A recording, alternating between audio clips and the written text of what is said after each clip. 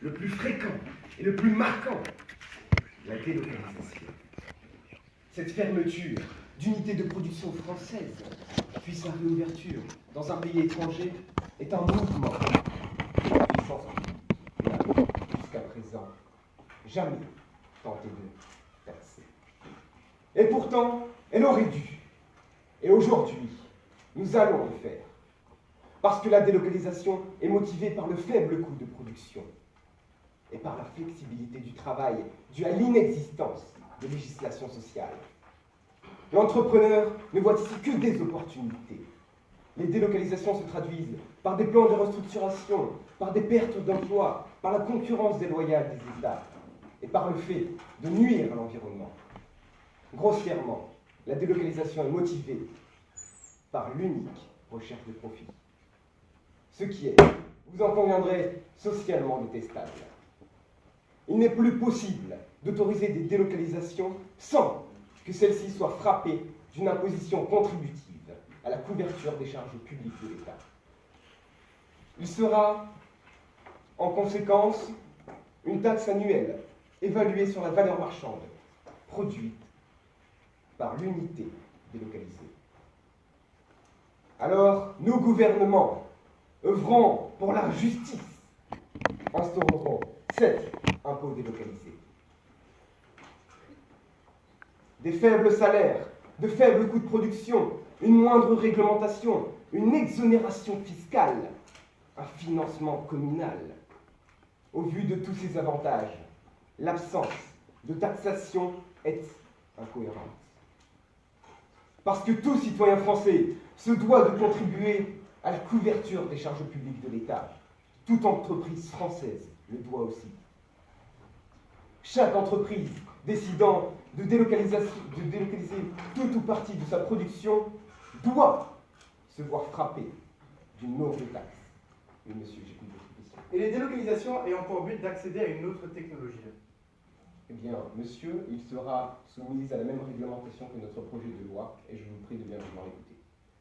Pour vous convaincre que cette mesure sera encline à relancer l'économie, notre ministre de l'économie et des finances, Madame Ramecourt, reviendra sur les incidents de la délocalisation. Sera ensuite vous illustrer la nécessaire remise en cause de la délocalisation pour ses conditions sociales déplorables. Notre ministre des Affaires sociales, Madame Jarron. Et enfin, le rapporteur public, Monsieur Touchard, va vous démontrer que cette mesure permet d'asseoir le principe d'unité nationale.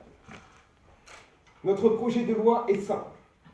Instaurer un impôt délocalisé tout en étant persuasif pour privilégier l'implantation de la production en France.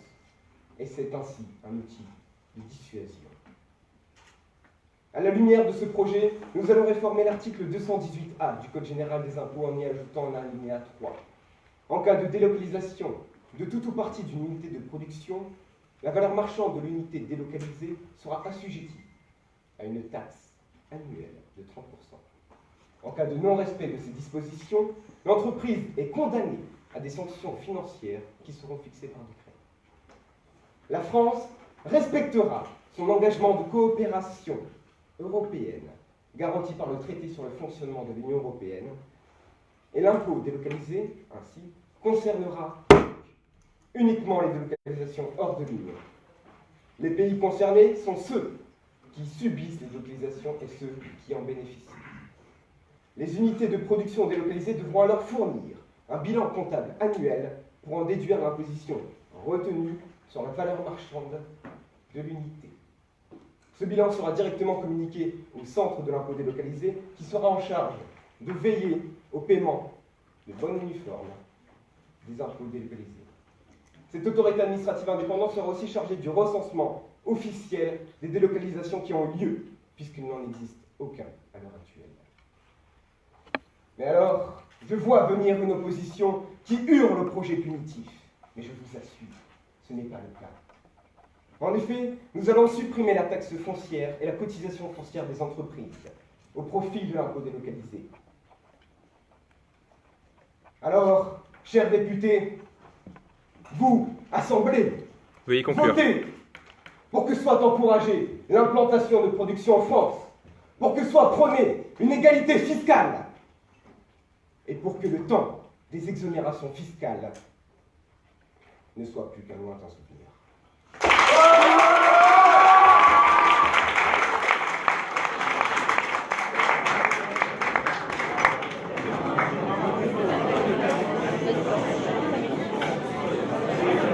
J'ai laissé, il était vraiment à la toute fin. Jérôme, Quoi? ça peut intervenir pour...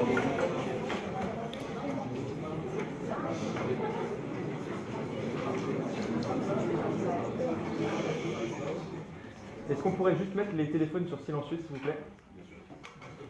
J'appelle maintenant le chef de l'opposition, Nizam Benossim.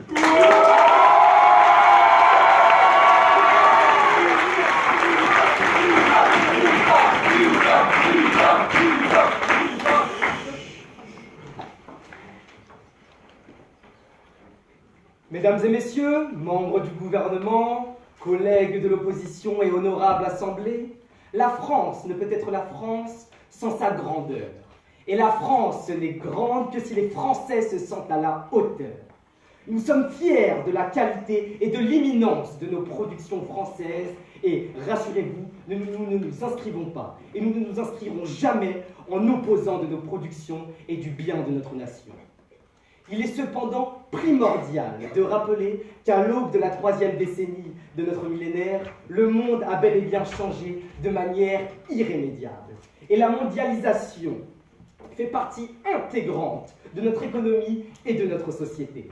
Et avec l'arrivée sur le marché des pays émergents extrêmement compétitifs, qui ne sont en vérité plus depuis longtemps des pays émergents, si nous voulons nous montrer performants, concurrentiels et garder notre place parmi les hégémons de notre monde, nos entreprises françaises se doivent de s'adapter et de prendre les décisions nécessaires, parfois difficiles, pour le bien de leur survie et de leur prospérité. On appelle délocalisation la fermeture, comme vous l'avez indiqué, d'une unité de production dans un pays, suivie de sa réouverture à l'étranger, en vue de réimporter sur le territoire national et sur les marchés d'exportation internationaux les biens produits. Et ce gouvernement souhaiterait, à travers leur projet de loi, taxer fortement ces délocalisations, en d'autres termes, effectuer un très fort prélèvement fiscal destiné à alimenter leur trésorerie. Cependant, vous ne dites à aucun moment quelles entreprises seront touchées. À partir de quand voulez-vous établir cette taxe? Vous ne définissez même pas cette taxe. Vous ne dites pas vers qui sera redistribué cet argent et vous ne nous dites surtout pas si seules les entreprises françaises seront touchées, car dois-je vous rappeler, monsieur, que des entreprises étrangères implémentées sur le territoire français peuvent elles aussi se délocaliser. Au vu de tout cela, je crois bien, chers confrères, que votre projet de loi est au même titre que ma coupe de cheveux, ni fait ni à faire. Pour reprendre Bastia, il y a ce que l'on voit et ce que l'on ne voit pas. Ce qu'ils voient, ce sont en effet quelques emplois perdus en raison de la concurrence mondiale, je le rappelle. Et ce qu'ils ne voient pas, ou plutôt ce que vous refusez de voir, ce sont les impacts gravissimes et dramatiques que votre projet de loi bancal engendrerait d'un point de vue économique, diplomatique, mais avant tout humain. Et c'est ce que nous présenterons. Monsieur Abdel Boubaker, député à la Commission des affaires économiques et sociales, qui vous démontrera qu'un tel projet de loi isolerait la France des marchés internationaux sans pour autant protéger les emplois de vos concitoyens. Monsieur Oussam Gora, député à la Commission des relations internationales, vous expliquera comment un tel projet de loi sera sujet à des prises de mesures de rétention et une baisse de l'attractivité. Et enfin, Léopold Duverger, qui conclura ce débat avec une réflexion sur les véritables intentions de ce projet et sur l'image que donnera la France d'elle-même.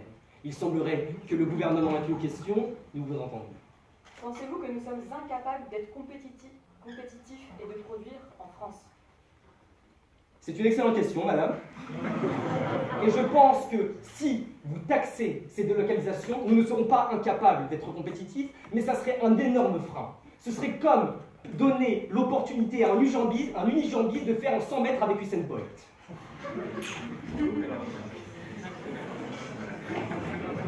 Il faut bien que vous compreniez que les entreprises ne se délocalisent pas pour le plaisir. Elles sont fières, et nous sommes fiers du Made in France. Elles ne font pas ça par unique recherche du profit, comme vous le dites, ou je ne sais quel autre fantasme communiste. Si elles le font, c'est parce qu'elles n'ont pas le choix. Et plutôt que de leur apporter solutions et soutien, plutôt que de les épauler, vous préférez les pénaliser et les enchaîner. Mesdames et messieurs, un pays qui prétend ainsi lutter contre les délocalisations, de cette manière, se place d'emblée dans une situation de faiblesse. Membres du gouvernement, vous n'écoutez pas. Vous foncez, oreilles bouchées et tête baissée, dans une politique protectionniste que vous ne maîtrisez pas et qui est en total décalage avec notre époque mondialisée.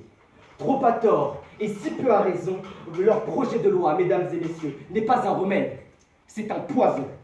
Alors, opposons-nous, opposez-vous à ce projet de loi liberticide et malheureusement bâclé, au nom d'une économie assainie, prospère et d'une confiance en l'avenir retrouvée.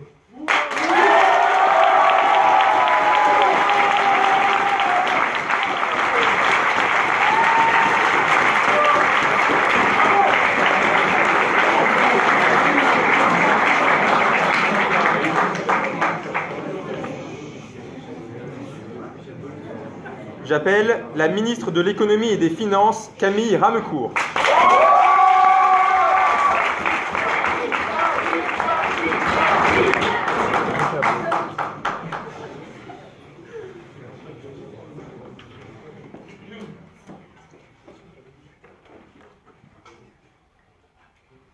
Fable de renard et de pays. Renard, cherchant butin à amasser, se mit en quête d'une nation à piller. Un beau pays, à l'économie bien rodée, lui offrit l'hospitalité. Le profiteur signe le contrat proposé. Dès lors, pays l'aide à prospérer. Et sans qu'il n'ait d'effort à faire mine, les affaires de renard décollent, croissent et fulminent. Mais un jour, pays se réveille, apprécierait de l'intéresser, retour d'or sur merveille. Mais pays fit affaire avec ingrat. Celui-ci déclare que ce n'était pas dans le contrat. Si ses affaires lui coûtent désormais moins cher ailleurs qu'en pays niais, c'est qu'il a affaire ailleurs, et laisse pays seul, exsangue, dans son malheur.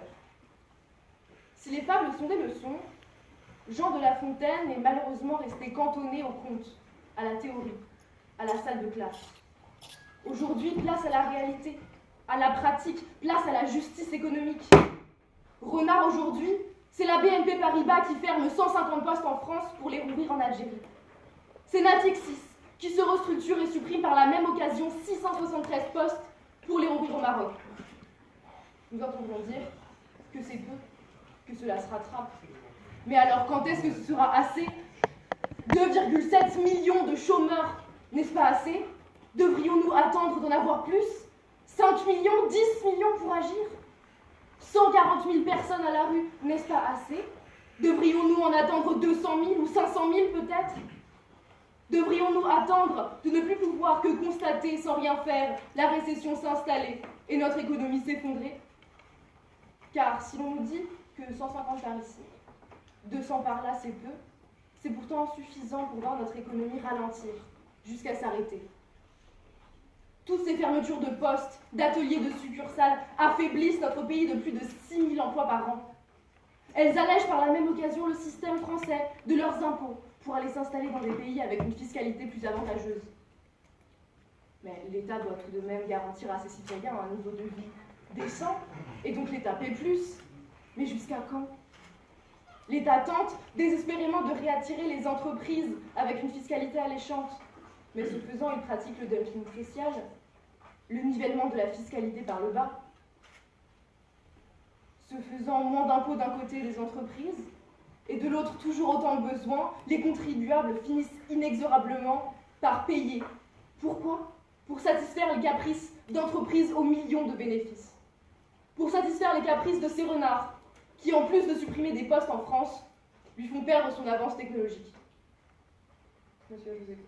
Alors, comment allez-vous contrôler les cas de fusion-acquisition, sachant qu'ils ne suivent pas du tout le schéma classique d'une délocalisation? Les fusions-acquisitions ne sont pas des délocalisations, donc elles ne seront pas traitées dans notre projet de loi. Ce sera un offre.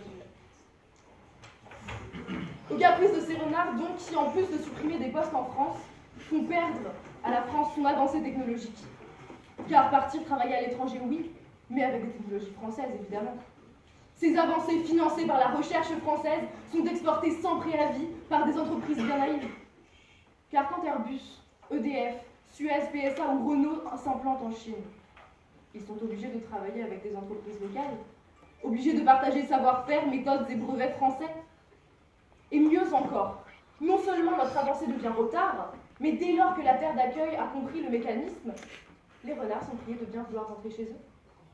Un chez eux qui, si la délocalisation devient la norme, devient un pays impuissant, vidé, appauvri, dépendant de plus en plus des importations des autres pays et donc de leur bon vouloir. Alors face à ce fléau, souvent, bien souvent, pays pense qu'il n'a que deux choix: protéger les citoyens ou faire revenir les entreprises. Et à terme, Renard profite de ces deux cas. Mais souvent, bien souvent, pays a tort, car il existe un troisième choix. Et c'est ce troisième choix que nous proposons avec l'impôt délocalisé. Car si nous n'avions choisi que de taxer les délocalisations, nous aurions fait le choix d'un gouvernement de l'ancien monde, d'un gouvernement protectionniste. Mais en combinant cet impôt à la suppression de la taxe et de la cotisation foncière des entreprises, c'est le choix de la mondialisation que nous faisons. C'est le choix d'un projet complet et mesuré que nous proposons. Un projet qui permettra de lutter contre les délocalisations abusives, mais aussi qui permettra de faire revenir les entreprises en France pour redynamiser l'économie française. Parce qu'il est injuste que ce soit aux citoyens de payer les frais de la vie sans bornes de Renard ce soir assemblés. Si pays agit, ce ne sera que grâce à toi qu'il n'en coûte qu'à lui.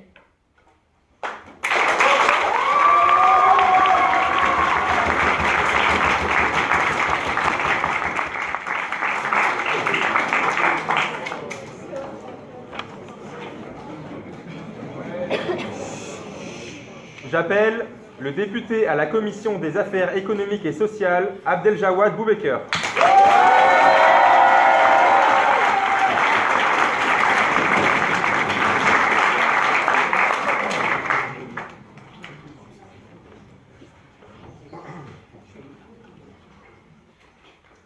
Mes chers compatriotes, nous entrons encore une fois dans un terrible conflit.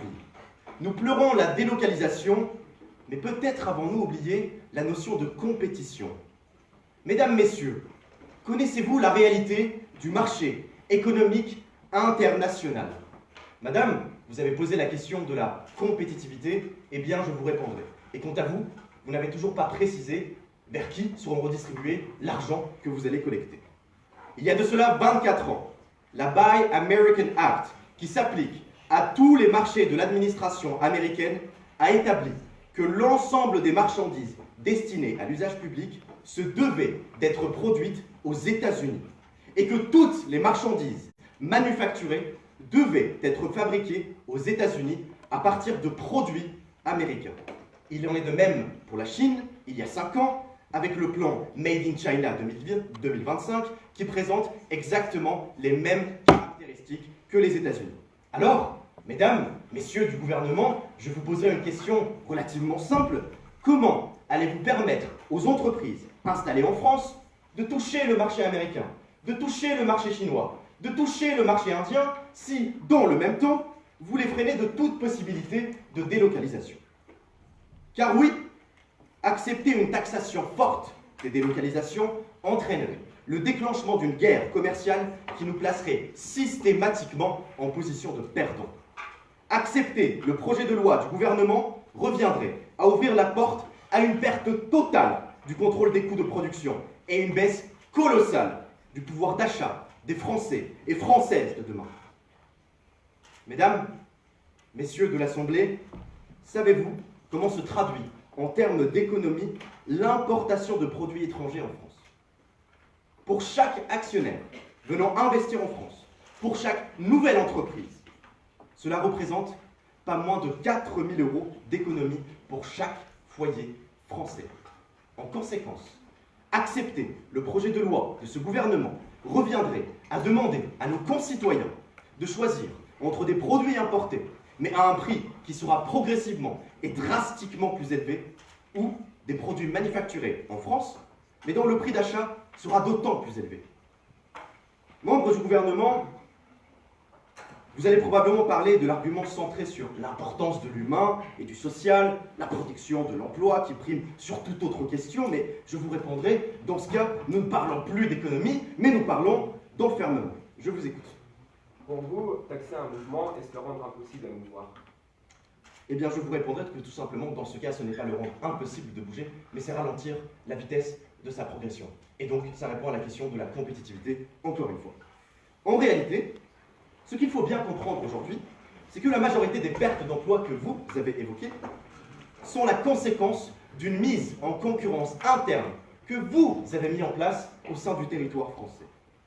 Car il est un fait avéré que le phénomène de délocalisation est extrêmement marginal à l'échelle de l'économie française, puisque selon les chiffres de l'INSEE, entre 2009 et 2011, seulement 4% des entreprises implémentées en France ont procédé à des délocalisations. Et ces mêmes délocalisations ont entraîné moins de 6000 suppressions de postes. Que l'on s'entende bien, une suppression de postes doit être condamnée, on doit y remédier, mais ces 6000 suppressions de postes représentent seulement 0,3% de l'emploi salarié en France. Mesdames, messieurs de l'Assemblée, je vous pose sincèrement la question, pensez-vous réellement, oui, pensez-vous réellement qu'en empêchant ou freinant certaines entreprises de migrer vers des pays avec des coûts salariaux plus faibles, vous arriverez à faire face à la fermeture de nos entreprises? Maintenant, parlons de l'avenir de la France, qui ne fait que commencer. Le retour en arrière n'est pas possible. L'Europe n'est plus la même. Elle a troqué ses frontières contre la libre circulation. Elle s'est créée une indépendance.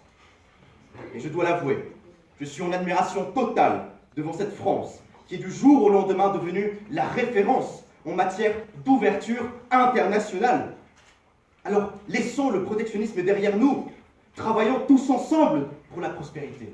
Car, mesdames, messieurs, la prospérité n'est-elle pas la priorité? Aujourd'hui, en ce jour du 19 février, j'en appelle à la France, à un refus total. Et j'accuse, oui j'accuse, ce gouvernement de restreindre la France, d'évoluer économiquement et socialement. Et je dirais même que nous devons être les vecteurs de l'ouverture internationale. Que Veuillez nous devons conclure. être les passeurs du rayonnement économique de la France, car ce projet de loi ne peut être voté au risque que la France soit définitivement oubliée.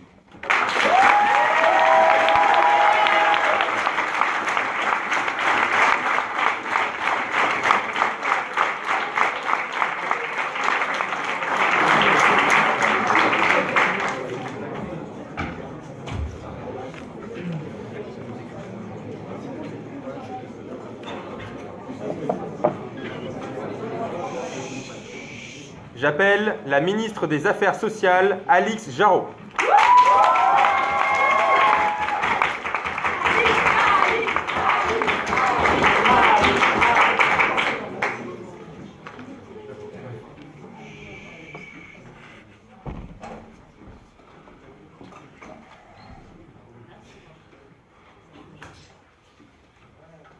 Épouvantable, abominable, insupportable, intraitable, inexorable.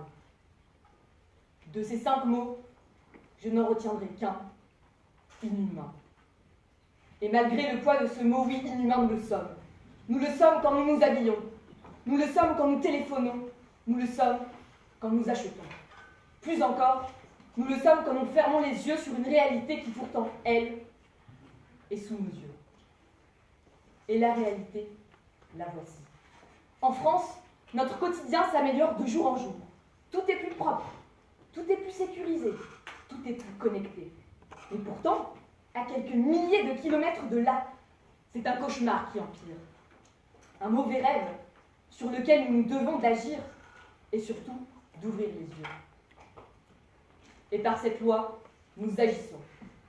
Nous agissons pour répondre à votre question, monsieur le député, car les fonds serviront à aider les entreprises naissantes pour justement notre prospérité. Nous agissons contre la maltraitance, le chantage et l'insalubrité. Nous nous battons pour ces jeunes filles de 15 ans envoyées de force travailler à la chaîne dans des entreprises délocalisées. Nous nous battons pour ces jeunes garçons entassés dans des dortoirs avec parfois ni eau, ni électricité, et dont l'unique but et de produire, produire et encore produire.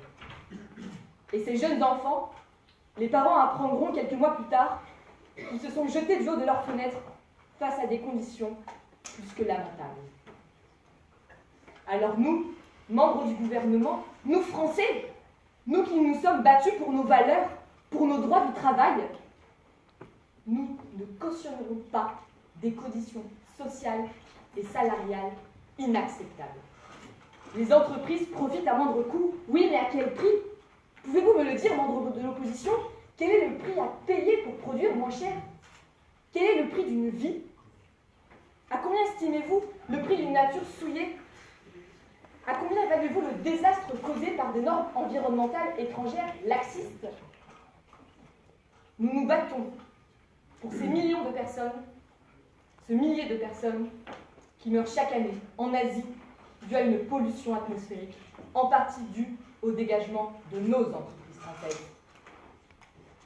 Quel prix faudra-t-il alors payer pour diminuer la coût de production en France? Eh bien, comme vous l'avez déjà vu, nous allons supprimer les taxes. Donc au final, cela rétablira un équilibre et cela ne coûtera absolument rien.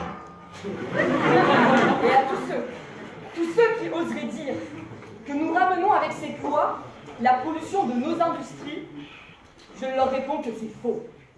C'est faux car en France, nous avons des normes en vigueur permettant de limiter les effets de la pollution. Et il ne faut pas remercier nos entreprises d'aller polluer ailleurs sous prétexte qu'elles se soucieraient ne serait-ce qu'un instant de la santé de notre population. Non, elles se servent uniquement de leurs propres intérêts, en profitant du contournement du droit environnemental afin d'en tirer bien évidemment un avantage économique. Je ne prendrai pas plus de questions, merci. Enfin, par cette loi, nous agissons pour la santé, la sécurité et la fiabilité. Nous nous battons contre les faux médicaments, les nombreuses allergies, les contaminations et tant d'autres. La liste est longue, la liste est trop longue, messieurs. Mais devrons-nous attendre qu'elle ne mutile plus mais qu'elle tue pour enfin prendre conscience du danger de ne pas pouvoir contrôler nos productions? Non. Non, un employeur en France se doit de veiller à la sécurité et à la santé à la fois de ses employés, mais aussi de ses clients. Ainsi, un retour de ces unités de production en France s'inscrit dans le retour d'une marchandise de meilleure qualité. Et qui dit meilleure qualité, dit moins de danger sur notre santé, certes, mais aussi sur celle des autres. Nous, la France, sommes fin prêts à accueillir le retour de ces unités de production. Des zones désertées, nous en avons. Des personnes sans emploi, nous en avons. Le départ de nos industries à destination de l'Afrique ou de l'Asie a laissé un vide dans leur sillage. Elles ont laissé derrière elles un simple nom sur une fiche de paye. Mais derrière ces mains qui s'agitent sur une chaîne de production, ce sont avant tout des hommes et des femmes. Des vies qui se sont brisées, des familles trahies par des entreprises qu'elles considéraient, elles, comme faisant partie Veuillez de leur conclure. famille. Alors, membres de l'Assemblée, ce soir, soyez fiers de votre main-d'œuvre qualifiée. Soyez fiers du retour de nos entreprises. Ce soir, votez pour une France fière de ses droits. Ce soir, choisissez le vote de l'humanité.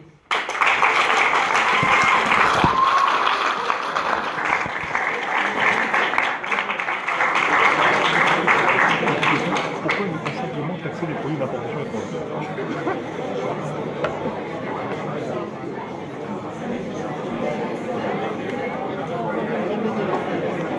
Comment? Ouais.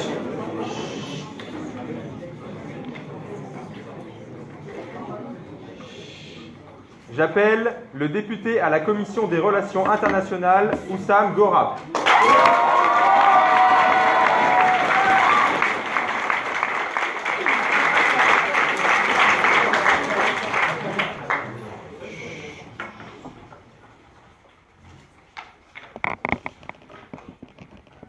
Dans la géométrie économique mondiale, l'Hexagone a toujours su se placer dans les sommets. La France est un terrain d'accueil qui permet de développer des activités industrielles. Elle axe son économie sur le tertiaire et en ce sens, elle s'ouvre et trouve sa force dans les échanges commerciaux internationaux. Face à ce que je viens d'énoncer, cher gouvernement, la mesure que vous portez aujourd'hui est sans nul doute, et porte atteinte à cette image qu'a la France, et ce, pour deux raisons.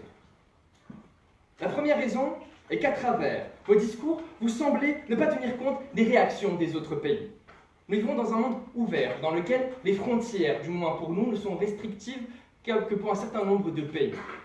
La France a toujours eu une grande importance sur le devant de la scène économique mondiale. En ce sens, comment un partenaire économique qui a ses entreprises sur notre sol depuis un certain temps peut-il réagir lorsqu'il est impossible pour lui de les délocaliser sans passer par une taxe majeure? Ne pensez-vous pas qu'il prendra des mesures de rétorsion et appliquer une taxe similaire à nos entreprises chez eux? Je pense notamment à l'Allemagne, deuxième investisseur sur le sol français après les États-Unis. Pays voisin, partenaire économique depuis de nombreuses décennies, qui ne cesse d'augmenter son investissement en France.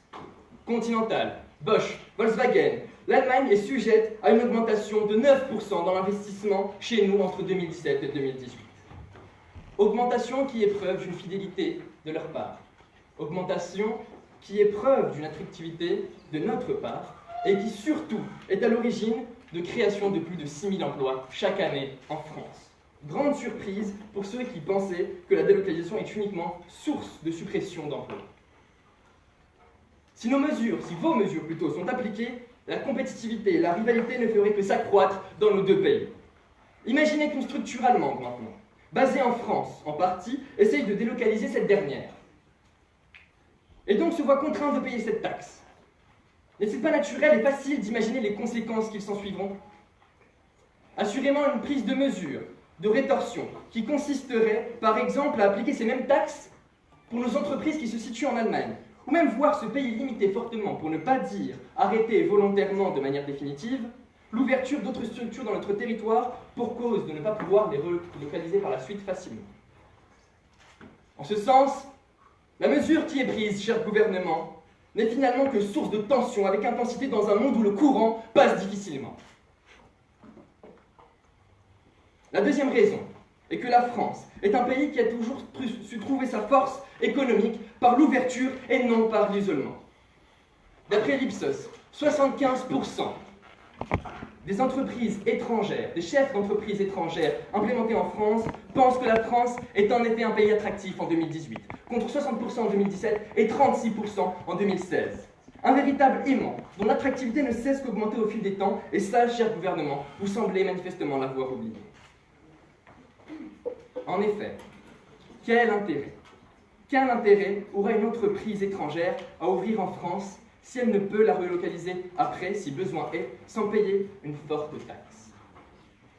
Alors, chère Assemblée, je ne vous demanderai ce soir que de retenir un chiffre. 1,8 million. 1,8 million, c'est le nombre d'emplois existants en France grâce aux entreprises étrangères. Soit 11% des Français qui trouvent leurs revenus grâce à notre attractivité. Je prends votre question. Ne pensez-vous pas que l'implantation d'une filiale à l'étranger est la solution? Monsieur, je ne pense pas que ceci est la solution. Et je vais vous dire pourquoi. Parce que vous semblez justifier le départ des entreprises à l'étranger uniquement par la recherche de la baisse salariale. Et vous, madame, qui dites que la délocalisation est un caprice. Mais je suis désolé de vous dire que nous ne vivons pas dans une fable, madame. Il faut retenir que d'après une étude récente menée par le MIT, dirigée par Suzanne Berger, économiste de renom, montre que la stratégie d'entreprise consistant à ne baser sa compétitivité uniquement sur la baisse des coûts salariaux est une stratégie perdante. Chère Assemblée, c'est l'innovation, le découpage de la chaîne de valeur, l'intelligence de la sous-traitance, l'agilité, la faculté d'adaptation aux changements qui font toujours la différence. La taxe de délocalisation serait un frein énorme à la célérité de la croissance économique française. Limiter la délocalisation reviendrait à s'handicaper. Une France qui fonctionne sans le soutien économique mondial n'est plus la France. Alors, chère Assemblée, ne laissons pas notre pays descendre volontairement de son piédestal économique ce soir.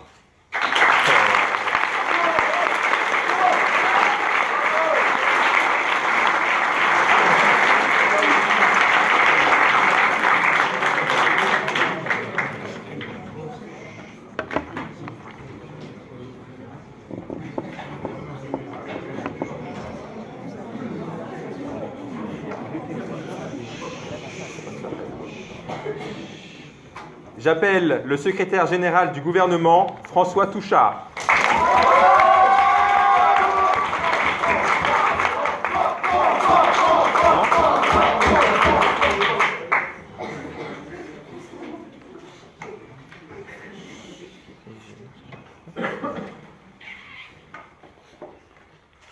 Toute ma vie, je me suis fait une certaine idée de la France, écrivait Charles de Gaulle. Aujourd'hui, c'est d'abord par l'économie qu'une nation transpire ce qu'elle est et proclame les idées qui sont les siennes. Monsieur nous rappelait que la France devait être à l'aube de ce nouveau millénaire. Quelle vision allait-elle porter au monde? Qu'allait-elle faire face aux délocalisations qui sont au fond la pierre de touche de toute notre économie? Eh bien, en réalité, il n'y a que 3 solutions. La première, qui est un pur protectionnisme, une fermeture, un repli sur soi, sur son économie. Cette solution, l'histoire l'a montré, est une impasse. La deuxième est celle d'un capitalisme inhumain, sans respect, sans égalité. La guerre de tous contre tous. C'est cette position qui vient d'être défendue, avec un certain brio. Mais je vous le dis, méfiez-vous. Méfiez-vous, car l'enfer est pavé de bonnes intentions, et l'histoire est semée d'utopies mortifères. La troisième option est celle du juste milieu. C'est celle que défend notre gouvernement, qui souhaite un libéralisme encadré et un capitalisme civilisé. Pour ce faire, notre projet de loi vise à dissuader les délocalisations en établissant une taxe annuelle de 30% sur la totalité d'une unité de production délocalisée. Et nous l'avons déjà dit, cela ne s'appliquera pas aux pays de l'Union européenne. Et nous souhaitons aussi inciter les entreprises à rester sur notre sol en supprimant la taxe foncière et la cotisation sur la valeur ajoutée des entreprises. Désormais, ce ne sera plus l'existence d'une entreprise qui sera taxée, mais son bénéfice seulement. Vous le voyez, notre projet de loi est d'abord celui de la mesure, de la raison, car il encourage le commerce tout en protégeant nos entreprises et nos emplois. C'est être français parmi les mondialistes et européen parmi les nationalistes. Messieurs. Y aura-t-il des exceptions à cette taxe, monsieur? Oui, cela a été prévu par notre Premier ministre et ça sera examiné par notre organisme. En effet, pour certains cas, puisque certaines entreprises ont des difficultés à produire en France et il y a des problèmes concurrentiels, ce taxe sera exonérée, enlevée et même des fonds seront levés pour permettre. Mais je rebondis sur ce que vous venez de dire, puisqu'au fond, vous n'avez pas compris notre projet. Vous avez fait semblant. Vous êtes parti bille en tête, déroulant un discours préécrit. Vous avez eu finalement cette lecture manichéenne. Nous sommes conscients de la mondialisation. Et c'est pour ça que notre définition de la délocalisation a exclu certaines caractéristiques, comme la sous-traitance, comme la création ex nihilo d'unités de production. Nous sommes conscients aussi de la nécessité structurelle pour certaines entreprises de s'implanter en Chine, aux États-Unis, pour avoir accès à de nouveaux marchés. C'est une évidence. Et c'est pour cela que nous incitons, nous dissuadons, mais nous n'imposons pas. C'est cela une politique économique sérieuse, qui n'avance pas à gros sabots, mais qui est modérée, réfléchie et qui s'adapte à la situation actuelle.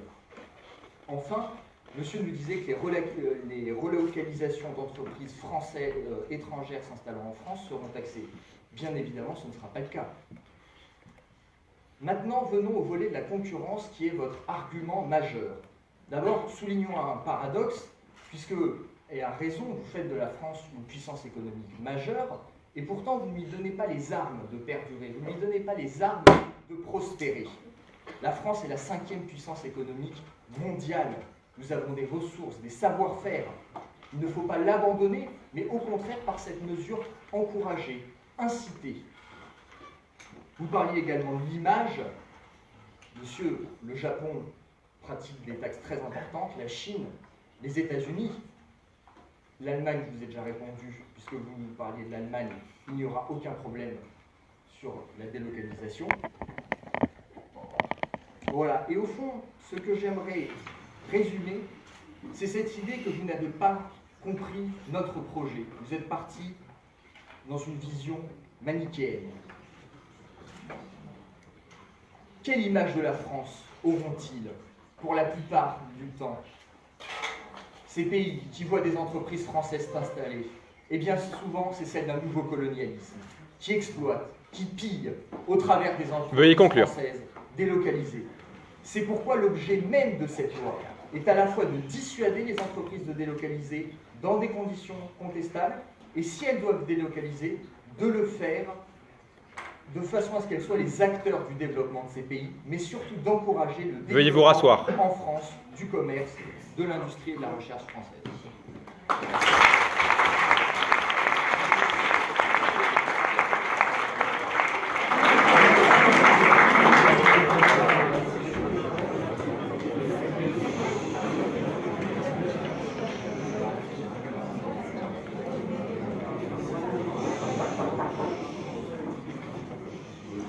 J'appelle le secrétaire général de l'opposition, Léopold Duverger.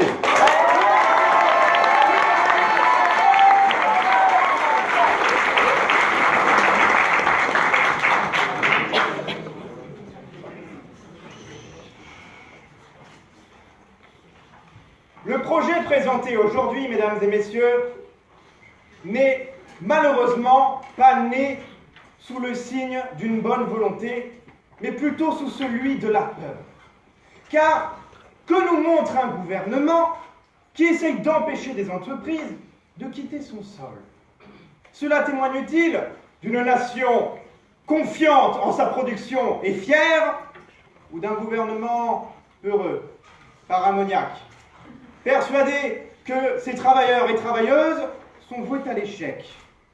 Car, mesdames et messieurs du gouvernement, vous semblez en effet suivre ce petit proverbe russe: quand on tombe dans l'eau, on n'a plus peur de la pluie.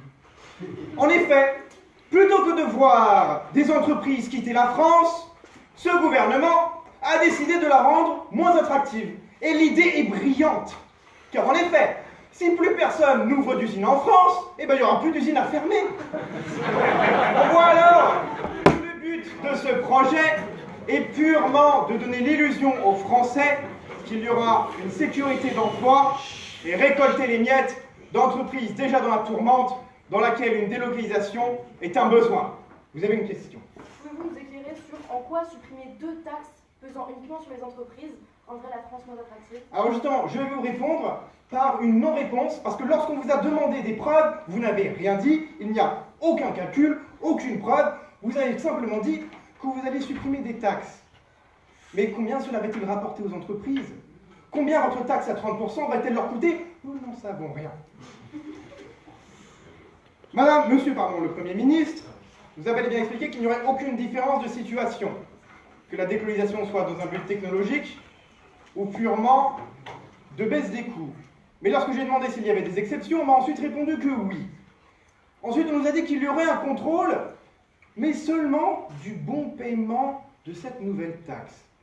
C'est-à-dire qu'aucun organisme contrôlera si oui ou non nous sommes dans une situation de délocalisation ou pas. Autre exemple, si une entreprise n'a pas d'autre choix que de se délocaliser, aucun organisme ne sera là pour juger si oui ou non la taxe devra être en plus payée. Madame la ministre de l'économie, vous avez osé dire que cette taxe allait faire revenir les entreprises en France. Et monsieur Oussam vous l'a expliqué.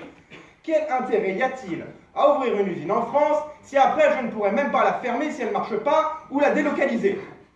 Ensuite, vous avez parlé de la compétitivité. Qu'en effet, la France saura être compétitive. Mais comment? Êtes-vous au courant des coûts de production en France? Et ces coûts sont justifiés justement par cette qualité qui nous est propre. Alors pour baisser les coûts, il y aurait une solution. Baisser le salaire. Alors voulez-vous vous attaquer au SMIC peut-être? J'ose espérer. Madame la ministre des Affaires sociales, vous avez commencé votre discours, je vais vous citer, en disant que c'était épouvantable, abominable, et j'ai cru au début que vous décriviez votre projet. J'aimerais vous dire sur cette jeune fillette de 15 ans, et je comprends votre point, et je suis sûr que cette fillette doit être en train de se dire « Ouf, la France est en train de mettre une nouvelle taxe, je suis sauvé. Monsieur le secrétaire général, vous nous avez donc répété qu'il y aurait un organisme qui contrôlera justement si oui ou non la taxe peut être enlevée. Ça, c'était pas très clair. Mais ne craignez-vous pas alors un conflit d'intérêts? Ensuite, vous avez parlé de cette troisième solution, ce juste milieu. Pour moi, et je pense pour la plupart d'entre nous, il ne s'agit que d'un protectorat déguisé. Et enfin, lorsque nous vous avons demandé des preuves, je vous cite, il n'y aura aucun problème, voilà. De notre côté, nous n'avons cessé d'admettre et d'essayer de vous prouver, par le député de la commission à l'économie, Abdel Boubaker, de l'inaccessibilité que ça allait entraîner sur certains marchés et de la diminution de la compétitivité. Reste ensuite notre relation par rapport aux autres pays, cette perte d'attractivité que l'on ne peut pas nier. De plus, vous avez complètement ignoré les risques de rétorsion en simplement nous promettant que non, il n'y en aura pas. Alors, quelle image donnons-nous de notre pays? Au lieu de proposer un projet raisonnable, par exemple, récompenser les entreprises restant fidèles à la France, vous n'avez rien fait.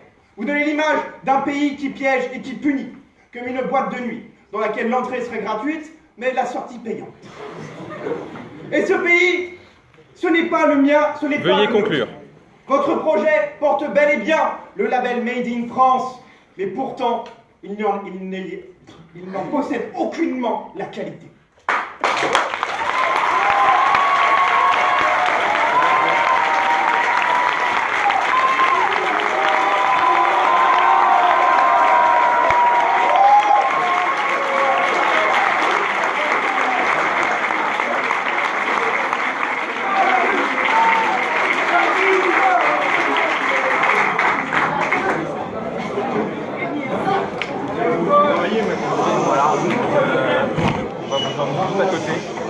Le jury va aller délibérer, donc on mettra une information sur les barreaux. Vous pouvez soit rester ici, soit aller vous rafraîchir un petit peu. Ne partez pas trop loin. Voilà, donc vous pouvez revenir pour le verdict du jury.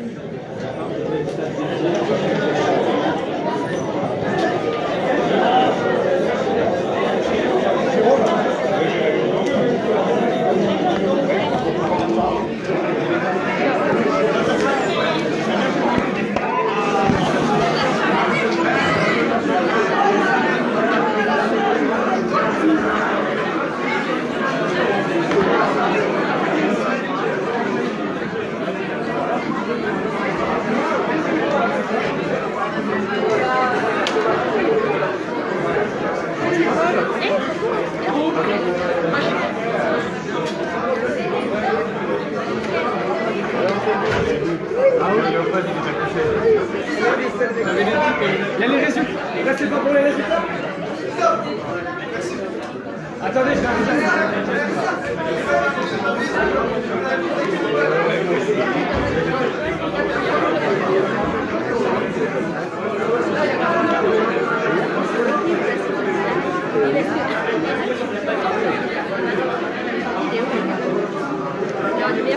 Ma grosse exception, c'est la lecture de texte.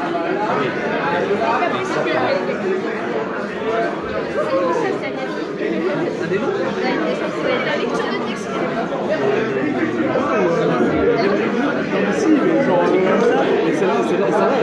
Elle est bien.